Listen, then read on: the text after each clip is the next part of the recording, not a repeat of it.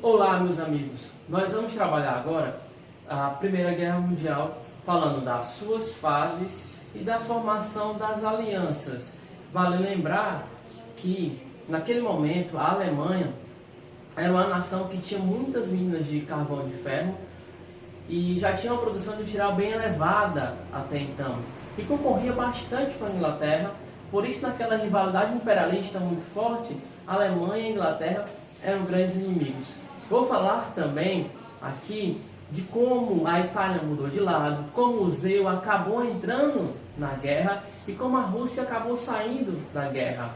Do lado da aliança também entrou o Império Turco-Otomano. Olá, meus amigos. Vamos lá agora trabalhar um pouquinho as fases da guerra e também a formação das alianças, né?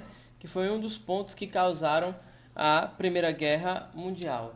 Eu queria destacar para vocês que de um lado formou-se a Tríplice Aliança e do outro a Tríplice Entente. Falei isso já. E o que é importante aqui a gente notar? O porquê da formação dessas alianças. As alianças, por mais que a guerra tivesse começado em 1914, as alianças foram surgir até antes da guerra. Já tinha essas alianças. Eu quero destacar para vocês primeiro, de um lado, a Alemanha e Itália. Lembre que esses dois países foram que entraram no imperialismo depois, né? Eles começaram a disputar territórios com a Inglaterra e França lá na África e na Ásia depois. Isso gerou conflitos imperialistas muito fortes, ok? Eu queria destacar para vocês também que a Alemanha ela tinha uma rixa muito grande com a França. Foi uma guerra que aconteceu no século XIX, a Guerra Franco-Prussiana, em que a Alemanha acabou invadindo, inclusive, a França naquela época. Eis que esses dois países não se davam bem, obviamente. Destaco para vocês que Alemanha e Inglaterra também não tinham um bom relacionamento. Por quê, professor? Lembre que a Alemanha chegou depois à África e à Ásia, tentando tomar territórios ingleses. E qual é a rixa que existe aqui entre Império Austro-Húngaro e Rússia? Os dois tinham um objetivo. Qual era o objetivo, professor? Eles tinham o objetivo de tomar a região toda dos Balcãs. A Rússia vai se aliar, inclusive, à Sérvia. Sérvia, que vai ser o país que vai encomendar a morte do herdeiro do Império Austro-Húngaro, Francisco Ferdinando. Lembre disso.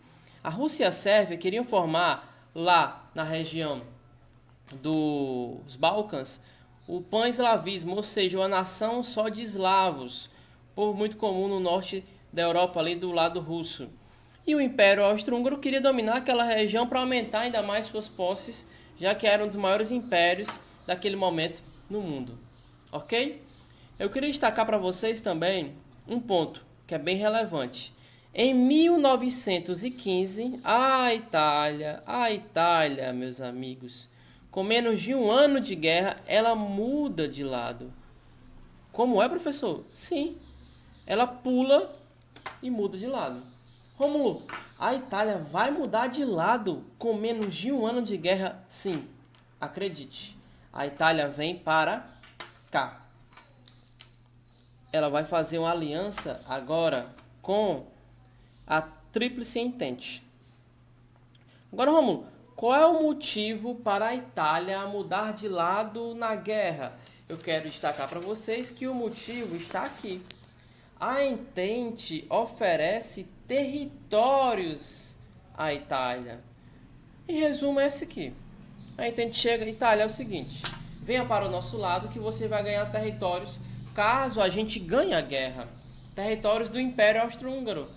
Rapaz, a Itália foi correndo. Ela foi correndo. A Itália, eu sempre falo assim, ela é amiga falsa, entendeu? Amiga falsa, professor? Sim, amiga falsa.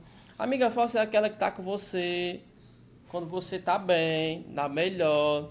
Agora basta você escorregar, você tá na pior, a amiga falsa pula, deixa você e procura outra amiga, meu amigo. É assim, a vida é assim, é a Itália, é a amiga falsa, entendeu? Retornando aqui, eu quero destacar para vocês um outro ponto. Com o decorrer da guerra, o Império Otomano vai ajudar a Tríplice Aliança. O Império Otomano, sim, que era bem próximo do Império Austro-Húngaro.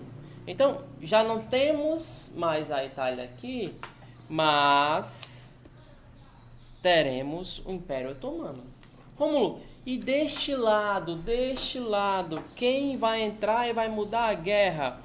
Eu destaco para vocês que em 1917 nós vamos ter duas mudanças grandiosas. Uma, os Estados Unidos da América vão entrar na guerra. Rômulo, os EUA vão entrar na guerra? Vão. Em 1917. E vão oxigenar o lado da Entente. Soldados novos, apelidados de Sans.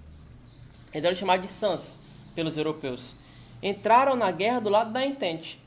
Note que os EUA, desde o começo, tinham uma relação muito próxima com a Tríplice Entente.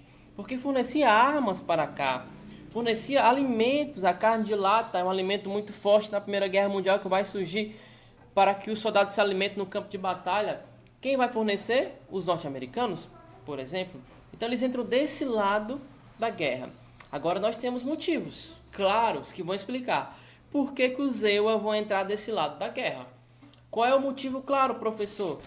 O motivo é bem simples, meus amigos. Está aqui para vocês. O medo de perder o dinheiro investido. O EUA investiu muito dinheiro na Inglaterra, por exemplo.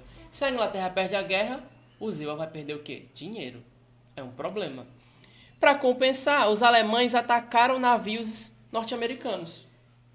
E eis que, após esse ataque no Oceano Atlântico, os norte-americanos vão decidir por total entrar na guerra do lado da Tríplice Entente. Então temos aqui os motivos de por que os EUA entraram na guerra. Ok? Eu quero destacar para vocês um outro ponto. O outro ponto é, amigos, a Rússia em 17, ela vai sair da guerra. Ela sai da guerra. Como a Rússia sai da guerra por quê? Porque a Rússia vai estar passando por uma revolução. Meus amigos, a Rússia era um país agrário. Antes da guerra, a Rússia era até piada na Europa. Como é que a Rússia vai entrar numa guerra? Por quê? Ela tem soldados, mas ela não tem armas. Acredite! Os russos iam para a guerra de ciscador, meu amigo. Como é que pode? Ciscador. Como é que pode? A Rússia não tinha nenhuma estrutura industrial para fazer ou participar dessa guerra, mas entrou devido ao ideal de formar uma nação eslava junto com a Sérvia. Aí eu destaco para vocês que ela sai da guerra pelo seguinte motivo. Está acontecendo na Rússia, naquele momento, o que chamamos de Revolução Russa. Bolcheviques versus mencheviques. E quando os bolcheviques tomam o poder sobre a figura de Vladimir Lenin, e guarde este nome para as próximas aulas, Lenin vai dizer, vamos fazer a paz vergonhosa. Vamos sair da guerra e os alemães vão ter que aceitar isso. Só que a Alemanha vai e diz, não, Rússia, você só sai da guerra se assinarmos um tratado. Qual foi o tratado assinado? De Brest-Litovsk. O que diz esse tratado? Ó, querido professor, Rússia, você vai sair da guerra, mas você vai dar 1/3 do seu território para mim, Alemanha. E acabou dando a Finlândia, os países bálticos, todo aquele território do norte, ali, por exemplo, a Finlândia, era território russo e teve que dar para a Alemanha para poder sair da guerra. A Rússia perdeu cerca de 1/3 da sua população naquela época, meu amigo, para sair da guerra, mas saiu em meio a uma revolução russa, que a Rússia estava assolada naquela época por vários problemas. Essa revolução marca exatamente isso. Rapidamente, para encerrar este momento, eu quero destacar para vocês a guerra de movimento, que é a primeira fase da Primeira Guerra Mundial. Essa guerra de movimento é explicado como, Rômulo? Os soldados eles foram se encontrar de frente. Não existia ainda um grande planejamento. A infantaria ia atacando um ao outro de frente. E aí metralhadora de lado a lado, meu amigo. Eram muitas mortes. Muitas mortes. Milhares de mortes nesse início de guerra. E aí eu quero destacar para vocês um segundo ponto. Após isso, os países tiveram uma estratégia: a guerra de posição. Não dava mais para cada um sair matando todo mundo de uma vez. A guerra acaba rapidamente e lá se sabe quem seria o vencedor. A partir daí são feitas as trincheiras. Rômulo, o que são as trincheiras? Valas cavadas no meio da Europa naquela época, que servia para que os soldados ficassem nelas e se protegessem de tiros, não ficassem na linha de frente e morrendo logo ali. Eu quero destacar para vocês um seguinte ponto: essas valas eram extremamente complicadas para sobreviver. Imagine você um mês dentro de uma vala, chovendo, ratos se formando. Um corpo que morria, você jogava ali do lado. Ele ficava aquele cheiro muito forte daquele corpo que acabou falecendo. Além disso tudo, chovia, entrava água dentro das botas. Era muito comum encher de bichos ali, soldados perderem dedos ou até o pé naquela hora. Era um ambiente fétido, extremamente insalubre. Mas dava para se proteger ali um pouco mais. Se fosse um ataque de frente, era muito mais complicado. Faziam as trincheiras, aquelas valas, e à frente delas eles colocavam cercas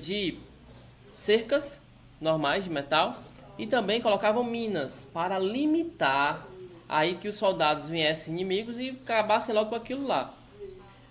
Eis que a guerra passou quase 3 anos dessa maneira. Por isso que a Primeira Guerra Mundial estacionou. Ela não foi uma guerra rápida, porque aqui os países se acomodaram e começaram a guerrear nas trincheiras. Eu quero destacar para vocês que a ofensiva de 18 é a última fase da guerra. Aqui a guerra, meus amigos, já vai ter o quê? Vamos ter tanques de guerra já. O primeiro tanque foi feito a partir de um trator. A partir daí aprimorado, com esteiras nele, para passar por dentro das trincheiras. Destaco para vocês que aqui já tínhamos o lança-chamas, uma bastante evolução de armas para aquela guerra já. Metralhadoras fortíssimas naquela época, para aquele momento. Eu destaco também para vocês que esta é uma guerra que teve aviões, ataques aéreos muito fortes. A tropa aérea alemã era muito forte. Navios de guerra, destaco os submarinos de guerra. A Alemanha foi a primeira nação a fazer submarinos. Os submarinos alemães eram extremamente temidos naquela época. A fase da ofensiva vai demarcar exatamente isso. Um uso enorme de tecnologia de guerra. Aqui para finalizar a guerra naquela época, ok?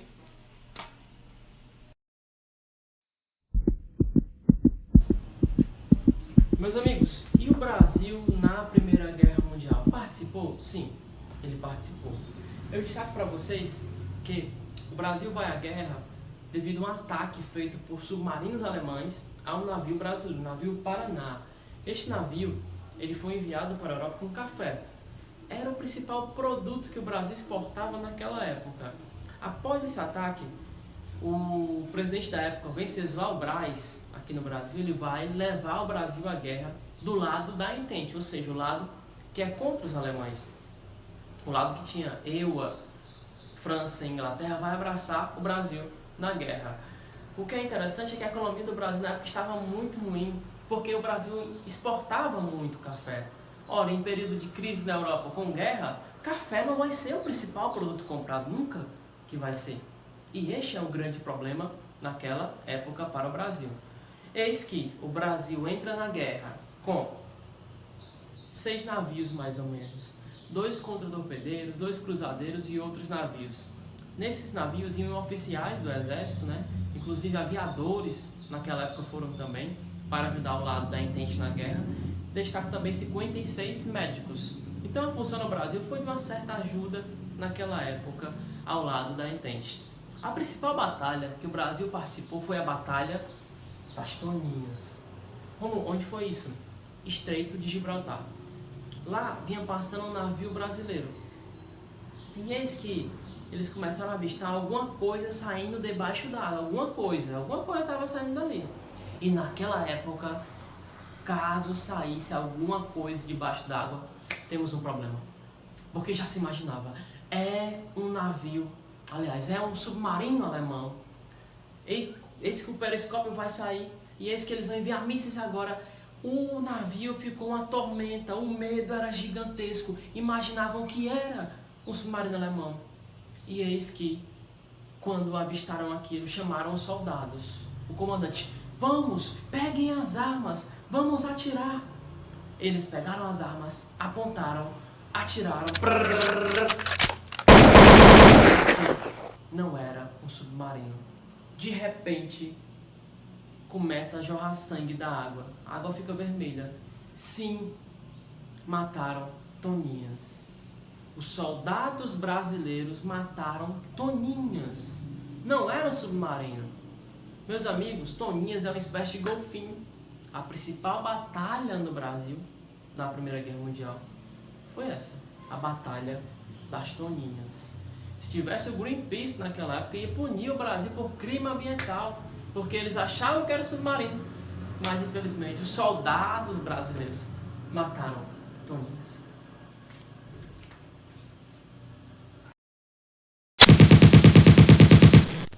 Meus amigos, eu quero relatar para vocês o fim da guerra. É notório falar que a guerra, a partir de 17, ela vai tomar um novo rumo. Com a saída da Rússia, a entrada norte-americana, a Entente vai se fortalecer demais. Imagine soldados novos entrando no final da guerra com muitas armas. Os SANs, que eram chamados assim, os soldados norte-americanos, eles vão dar um impulso muito grande para que a Entente vencesse a guerra. Do outro lado, a Alemanha já enfraquecida, junto com o Império Austro-Húngaro e o Império Otomano. Isso vai fazer com que em 18 a Alemanha perca a guerra. Aí o Império Austro-Húngaro já está totalmente arrasado. Inclusive o imperador alemão da época, o chefe alemão da época, ele vai fugir da Alemanha e vai a Alemanha implantar uma república. É esta república que vai entregar a paz, ou seja, vai sair da guerra. A Alemanha, ela sai da Primeira Guerra derrotada. Eu posso dizer para vocês que, por mais que os impérios ficassem fragmentados a partir daí, os impérios aliados à Alemanha, a Alemanha é a grande derrotada desta Primeira Guerra Mundial. E eu quero destacar, assim que a guerra acaba, o presidente norte-americano Woodrow Wilson vai propor os 14 pontos de Wilson. Aqui ele vai dizer o seguinte, rapaz, a Alemanha já perdeu. Não vamos mais cutucar a onça, não. Vamos só deixar ela lá no cantinho dela, sem nenhuma grande punição. O Wilson propunha uma paz sem vencedores, sem grande punição à Alemanha. Ele falou isso na reunião com franceses e ingleses. Na época, os ingleses e franceses não aceitaram. Lançaram até a seguinte frase: se Deus propôs 10 mandamentos, quem é você para propor 14 a nós, Wilson? Fomos nós que começamos a guerra com a Alemanha, sofremos, nossos países estão arrasados. Agradeço demais a sua ajuda. Foi por ela que nós ganhamos a guerra, disse a Entente. Mas aqui, na Europa, quem vai resolver os problemas somos nós, e não você, Estados Unidos da América. Destaco para vocês também o Tratado de Versalhes. Sim, esse tratado foi a grande punição à Alemanha. Ele foi assinado entre os países vencedores e a Alemanha, e vai dizer o seguinte: Alemanha, você agora vai ser punida em relação à derrota na Primeira Guerra Mundial. É um tratado divisor de águas, por quê? A partir daqui a Alemanha vai perder territórios. Lembram dos territórios que a Alemanha dominou no imperialismo? Perdeu todos na África. Lembram que a Alemanha tinha territórios de muitas minas de carvão, Alsácia e Lorena, as minas de Sarre? Essas minas de carvão davam muita força para produzir armas à Alemanha. Ela vai perder esses territórios na Europa. Vão ser tomados pela Entente após o fim da guerra. Um terceiro ponto, a Alemanha vai ser limitada a ter no máximo 100 mil pessoas no exército. Não pode passar disso. É o limite, era obrigado a ter isso. Ou seja, a Alemanha vai ser punida nesse sentido. E o quarto ponto é interessantíssimo. A Alemanha vai ser condenada a pagar uma indenização de 33 bilhões de dólares. Meus amigos, a Alemanha só parou ou acabou de pagar essas parcelas recentemente, nos anos 2000. Nós que era uma indenização que veio do fim da Primeira Guerra Mundial, 1918, que foi até os dias recentes. Ora, a Alemanha é a grande punida da Primeira Guerra Mundial. Eu destaco para vocês como uma grande consequência da guerra também o fim dos impérios. Vai sumir o Império Austro-Húngaro, aquele do Francisco Ferdinando, que ele era o herdeiro do Império, ele vai sumir. Os países vão se fragmentar ali, ganhar sua independência, sua autonomia, é uma consequência da Primeira Guerra Mundial.